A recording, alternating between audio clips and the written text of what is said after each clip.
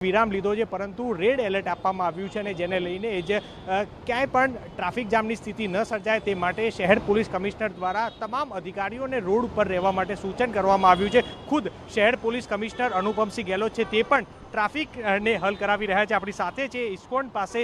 Sir, કઈ રીતની હાલ સ્થિતિ, કારણ કે જે વરસાદ હતો જ્યાં પાણી ભરાઈ ગયા હતા, હાલ વરસાદ વિરામ છે પરંતુ ક્યાંય ટ્રાફિકની ફરિયાદ કે કેમ?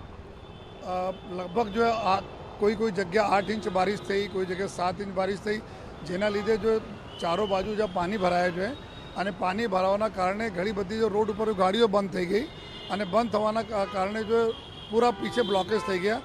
રોડના એવા સાઈડ જ્યાં પાણી વધારે ભરાયા હતા ત્યાં લોકો જવા માંગતા નહીં હતા અને બીજી બાજુ જો ગાડી બંધ થઈ ગઈ તેના માટે જો ટ્રાફિકના સમસ્યા સર્જાઈ હતી। તાત્કાલિક સવારથી જ તમામ થાણા તમામ પીઆઈ से લઈને એસીપી, ડીસીપી અને ટ્રાફિક પોલીસ બધા લોકોને રોડ ઉપર ઊભા કરવામાં આવ્યા।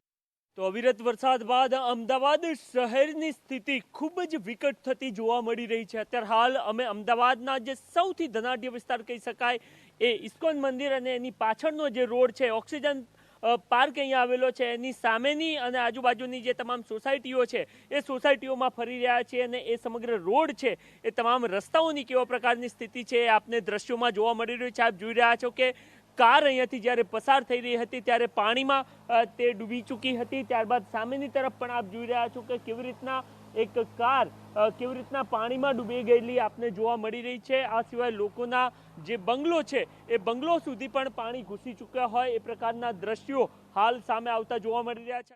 વરસાદ બાદ અમદાવાદના અનેક વિસ્તારોમાં પાણી ભરાયા છે ત્યારે અત્યારે હાલ આપ જે દ્રશ્યો જોઈ રહ્યા છો એ અમદાવાદના જે સિંધુ ભવન અને એ સિવાય આંબલીવાળો જે સમગ્ર રોડ છે એની આજુબાજુનો વિસ્તાર છે। ઇસ્કોન મંદિર જે આવેલું છે ત્યાંથી જે પાછળનો રસ્તો પસાર થઈ રહ્યો છે ત્યાંની આ સ્થિતિ આપને જોવા મળી રહી છે। આપ જોઈ રહ્યા છો કે કેવી રીતના અનેક કાર અત્યારે હાલ પાણીમાં ગરકાવ થઈ ગયેલી આપને જોવા મળી રહી છે અને આ સમગ્ર રોડ પર લગભગ 2 થી 3 ફૂટ સુધી પાણી ભરાયેલા આપને જોવા મળી રહ્યા છે। ખૂબ મોંઘી કાર આપ જોઈ રહ્યા છો કે કેવી રીતના પાણીમાં બંધ પડેલી અવસ્થામાં આપને અહીંયા જોવા મળી રહી છે। સૌથી મહત્વની વાત એ છે કે આ બધા એવા વિસ્તારો છે કે જ્યાં ખૂબ મોંઘા દાટ બંગલાઓ આવેલા છે, આ સિવાય મોંઘી સોસાયટીઓ આવેલી છે અને એ તમામ વિસ્તારની આ પ્રકારની સ્થિતિ આપને જોવા મળી રહી છે। આ પ્રથમવાર નથી કે જ્યારે આ પ્રકારની સ્થિતિ સર્જાઈ હોય, આ અગાઉ પણ આ પ્રકારની સ્થિતિ સર્જાઈ ચૂકી છે, પરંતુ અત્યારે હાલ આપને જે દ્રશ્યો જોવા મળી રહ્યા છે આ સાઈડ આ તરફ પણ આપ જોઈ રહ્યા છો કે જ્યાં જુઓ ત્યાં તમામ જગ્યાઓ પર લગભગ 2 થી 3 ફૂટ સુધીના પાણી જોવા મળી રહ્યા છે। આ કાર છે આ તણાઈને આ બાજુ આવી ગઈ, એટલો બધો ફ્લો વધારે છે આનો અને એના લીધે આ રસ્તા વચ્ચે જ આવી ગઈ કાર। અમદાવાદ શહેરમાં વહેલી સવારથી વરસાદ વરસી રહ્યો છે ને તેને જ કારણે અલગ અલગ વિસ્તારોમાં પાણી ભરાવાની શરૂઆત થઈ ચૂકી છે।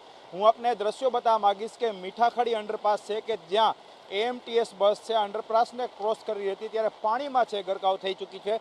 દ્રશ્યો આપ જોઈ શકો છો કે જે રીતે એએમટીએસની બસ છે તે સામેની બાજુથી આવતી હતી અને ખૂબ જ પાણી હોવા છતાં પણ ડ્રાઈવર દ્વારા છે આ અંડરપાસ છે તેમાંથી આ બસ પસાર કરવામાં આવી રહી હતી અને તે સમયે આ બસ છે તે પાણીમાં ગરકાવ થઈ છે। અડધી બસ સુધી પાણી છે તે પહોંચી ચૂક્યું છે। સાવચેતીના ભાગરૂપે મીઠાખડી અંડરપાસ છે તેને બંધ કરી દેવામાં આવ્યો છે અને જે રીતે પોલીસ બંદોબસ્ત મૂકવામાં આવ્યો છે એએમટીએસ વિભાગના અધિકારી અને એએમસીના અધિકારી છે તેઓ પણ એ પહોંચી ચૂક્યા છે અને જે રીતે આ બસના દ્રશ્યો જોઈ શકાય છે। જો કે એક સારી બાબત એ પણ છે કે આ બસમાં કોઈ પેસેન્જર સવાર નહોતા, જેથી કરીને કોઈ જાનમાલને નુકસાન નથી થયું અને ડ્રાઈવર હતા બસના તે પણ ત્યાંથી નીકળી અને જે અંડરપાસ છે ત્યાં પહોંચી ગયા હતા, એટલે કોઈ જાનમાલને નુકસાન નથી થયું। પરંતુ આ ગંભીર બેદરકારી પણ આપણે માની શકીએ કે જે રીતે આ અંડરપાસ છે ત્યાં પાણી ભરાયેલા હતા, આમ છતાં પણ એએમટીએસના બસ ડ્રાઈવર દ્વારા અહીં બસ રાખવામાં આવી હતી અને આ અંડરપાસ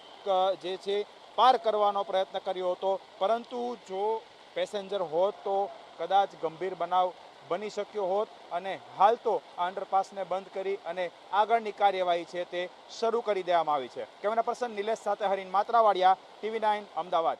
બિલકુલ અત્યારે વાસણા ગામ પાસે આપણે છીએ અને ખાસ કરીને દ્રશ્યો જોવો કે જે રીતના રસ્તાઓ પર તો પાણી ભરાયા છે અને તેને કારણે વાહન ચાલકો છે તેને બિલકુલ અવરજવરમાં મુશ્કેલી પડે છે। સ્વાભાવિક છે કે સ્કૂલ છૂટવાનો સમય પણ થયો છે ત્યારે ટ્રાફિક જામની પરિસ્થિતિ સર્જાઈ છે। વાસણા ગામ એક તરફ જોવો કે ત્યાં પણ જ્યાં જોવો ત્યાં ઘરોમાં પાણી છે વાસણા ગામમાં।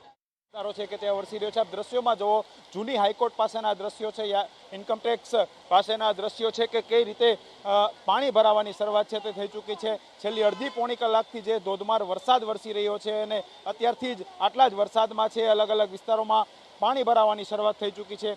જે રીતે વાહન ચાલકોને મુશ્કેલી પડી રહ્યા છે, ઘણા બધાના વાહનો છે તે બંધ થઈ ચૂક્યા છે. એક તરફનો રસ્તો, જો કે કાર ચાલકો છે તે અન્ય તરફ જતા નથી જઈ રહ્યા, કેમ કે આગળ કઈ જગ્યા ઉપર વધુ પાણી છે તેનો ખ્યાલ નથી. રિક્ષા ચાલક હોય કે કાર ચાલક હોય, તમામ લોકો છે અહીં ઊભી ગયા છે. જે રીતના આપ દ્રશ્યો જોઈ શકો છો કે તમામ જે 3 રસ્તાઓ પડી રહ્યા છે તે 3 રસ્તામાં અત્યારે પાણી છે તે ભરાયા છે.